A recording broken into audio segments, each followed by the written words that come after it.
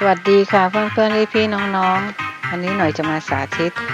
การเพิ่มมูลค่าของไอติมนะคะเมนูสร้างสรรค์ค่ะก่อนอื่นเราก็จะเตรียมกระถางดอกไม้หรือว่าแก้วไอติมแล้วก็ใบสะระแหน่แล้วก็คุกกี้ช็อกโกแลตคุกกี้นะคะ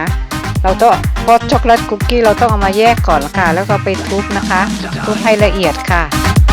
แล้วเราก็จะมาเอานี่ค่ะไอติมใส่ลงไปในแก้ว3/4นะคะแล้วเราก็จะเอาครีมจากคุกกี้ใส่เข้าไปข้างบนค่ะแล้วเราก็จะเอาใบสะระแหน่ของเราปักไว้ตรงกลางนะคะแบบนี้ค่ะแล้วก็นี่ค่ะ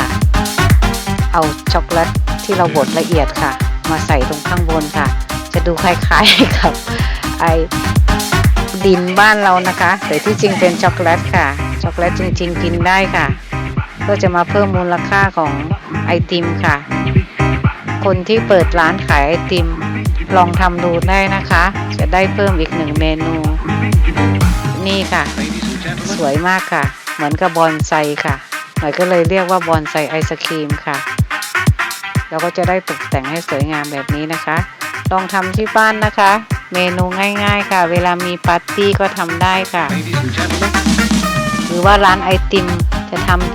ป็นแบบเมนูใหม่แนะนำก็ได้นะคะขอบคุณค่ะที่ดูchannelของหน่อยเพื่อนๆอย่าลืมกด subscribe กดไลค์กดแชร์กดคอมเมนต์และก็กดกระดิ่งด้วยนะคะขอบคุณค่ะบาย